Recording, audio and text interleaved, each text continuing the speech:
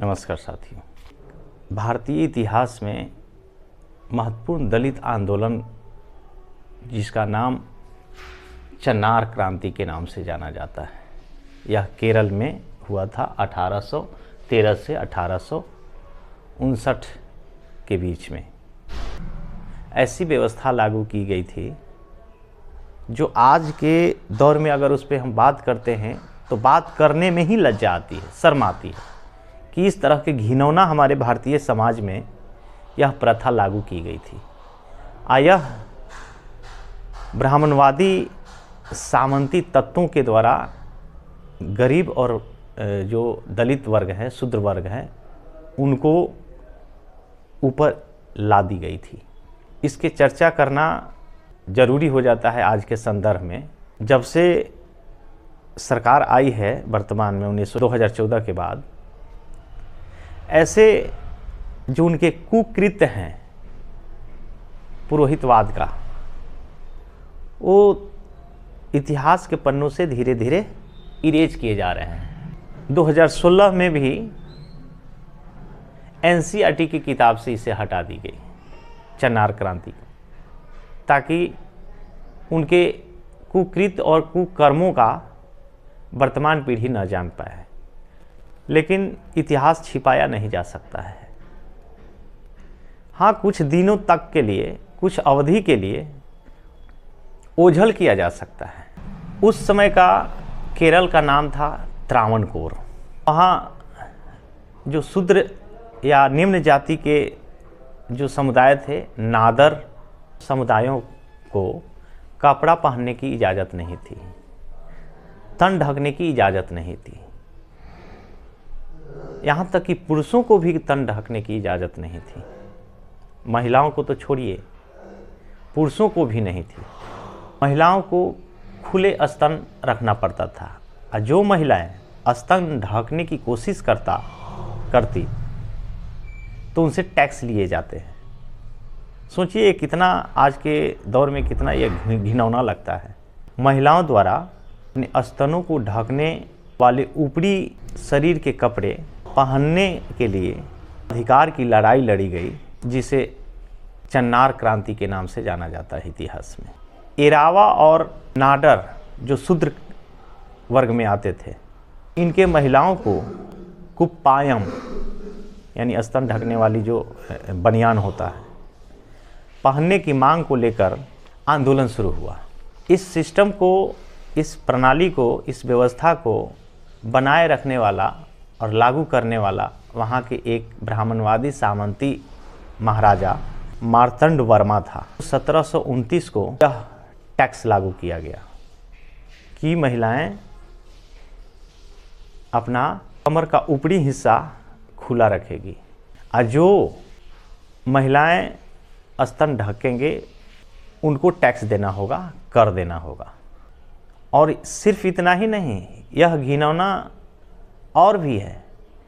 महिलाओं के स्तन के साइज के आधार पर टैक्स लागू था।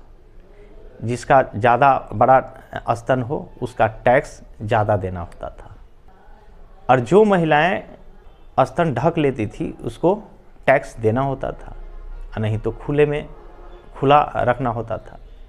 यह घिनौना कृत्य चलते आ रहा था। सिर से पानी ऊपर तक जा रहा था।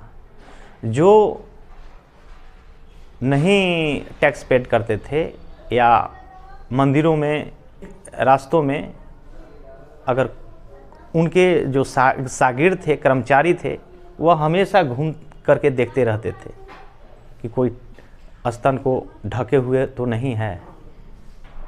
घूरते थे, अश्लील हरकत करते थे, लेकिन फिर भी वो जायज़ था क्योंकि राजा का फरमान था। इसकी मांग को लेकर के 5 साल तक आंदोलन किया, संघर्ष किया। जो इसका विरोध करता था उसको मार दिया जाता था, प्रताड़ना दिया जाता था।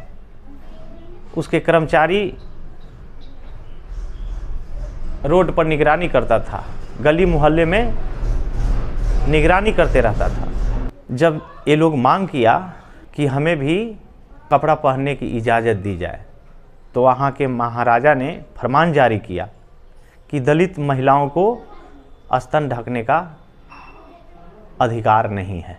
लेकिन 1820 में ब्रिटिश दीवान कर्नल जॉन मुनरो ने उन सभी दलित महिलाओं को कपड़े पहनने की इजाज़त दे दी जो ईसाई बन गए थे। इससे महाराजा ने उसके जो मंत्री और सभासद थे इस चीज़ का विरोध किया। यह कह करके निंदा किया कि दलित औरतें अगर कपड़ा पहनना शुरू कर देती है तो दलित और ऊंची जातियों के महिलाओं में फ़र्क मिट जाएगा, क्योंकि ऊंच नीच का व्यवस्था बनाए रखना चाहते थे। अंग्रेज भी ज़्यादा धार्मिक और रीति रिवाज के मामलों में इंटरफेयर नहीं करना चाहते थे। इस तरह के फरमान वापस ले लिया गया। इससे और हिंसा भड़क गई और कई महिलाएं धर्मांतरण कर लिया और ईसाई धर्म में परिवर्तित हो गई और स्तन ढकने के लिए उनको इजाज़त मिल गई। इससे उच्च वर्गों के लोगों के मन में यह डर आने लगा कि सारे लोग दलित शूद्र ईसाई न बन जाए तो हम शोषण किस पे करेंगे, शासन किस पे करेंगे। दोबारा 1822 में कर्नल जॉन ने फिर फरमान जारी किया। कई महिलाओं ने धर्मांतरण करना शुरू कर दी। जो धर्मांतरण करके स्तन ढकना शुरू की तो उच्च जाति के लोगों ने उस पे हिंसात्मक और शारीरिक मानसिक हमले शुरू कर दिए। इन पर अत्याचार बढ़ गए। जनवरी 1829 में कई महिलाएं स्तन ढककर मंदिर जाने लगे, लेकिन ये व्यवस्था थी कि जो पंडित पुजारी वहाँ मंदिर में पूजा करते थे उनके सामने कपड़े नहीं पहनना है। तो मंदिर में जाने के क्रम में स्तन ढकते थे, लेकिन मंदिर में जाने के बाद वो कपड़े हटा देने होते थे। सोचिए ये कितना ब्राह्मणवादी शोषणकारी व्यवस्था। आज तो घिन आती है यह सोच करके। शारीरिक आक्रमण बढ़ गए, इसका विरोध भी हुआ। इस शारीरिक आक्रमण का जवाब भी दिया जाने लगा दलित वर्गों के द्वारा। 1858 में तो हदें पार कर गए।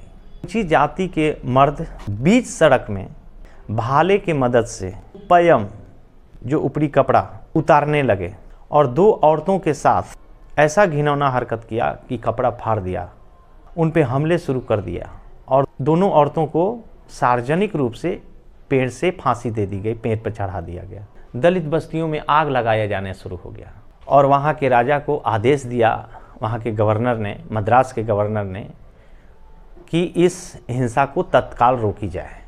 और अंततः हिंसा और दलित वर्गों का विरोध के फलस्वरूप 26 जुलाई 1859 को फरमान आया कि दलित औरतों को भी सिर्फ कुप्पयन पहनने की आज़ादी दी गई। औरतों को सभी तरह के उच्च वर्गों के औरतों की तरह कपड़े पहनने की इजाज़त तब तक नहीं मिली थी। यह लंबी लड़ाई चली और अंततः 1924 में उच्च वर्गों के जैसा दलित महिलाओं को भी हर तरह के कपड़े पहनने के 1924 में इजाज़त मिली। यह कहानी 1916 में एनसीईआरटी की किताब से हटा दी गई थी।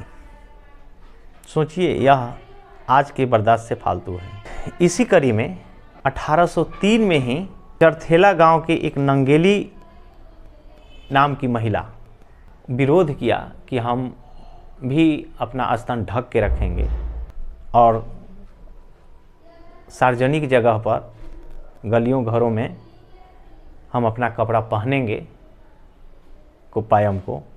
तो उच्च जाति के लोगों ने इस पे काफ़ी मानसिक और शारीरिक प्रताड़ना शुरू कर दिया, विरोध करना शुरू कर दिया।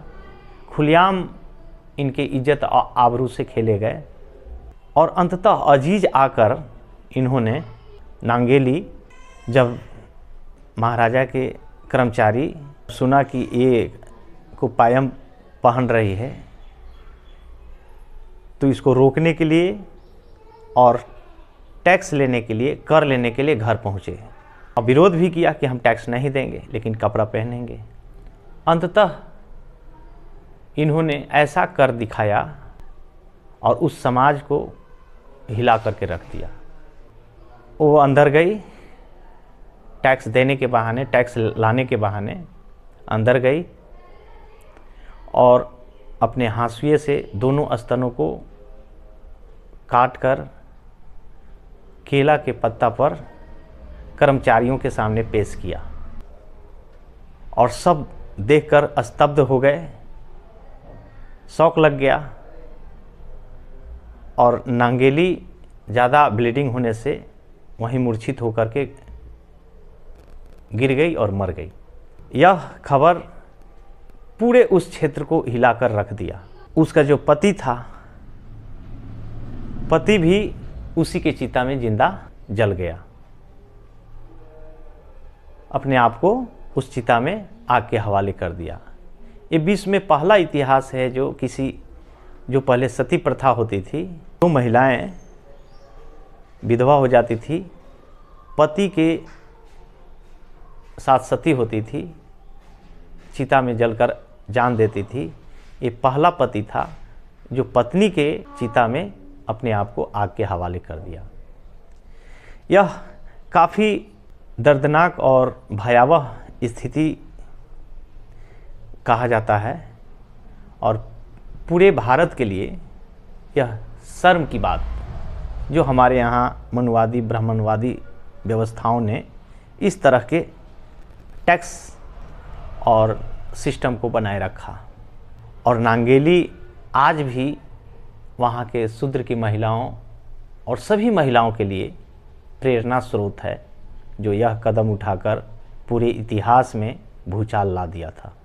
केरल के मलछीपुरम में नांगेली की मूर्ति लगाई गई है और हर साल उसके शहादत दिवस पर लोग इकट्ठा होते हैं, उनको श्रद्धांजलि देते हैं। तो इस तरह के महिलाएं लोगों के और समाज के सही और गलत की पहचान करके गलत का विरोध प्रतिरोध करने का एक प्रेरणा स्रोत बनी, जो आज इतिहास के पन्नों में छिपा दी गई है या उसको तोप करने की स्थिति में वर्तमान व्यवस्था और सरकार ने की है, जो 2016 में इसे NCERT से हटा दिया गया ताकि अगला पीढ़ी इसे न जान सके।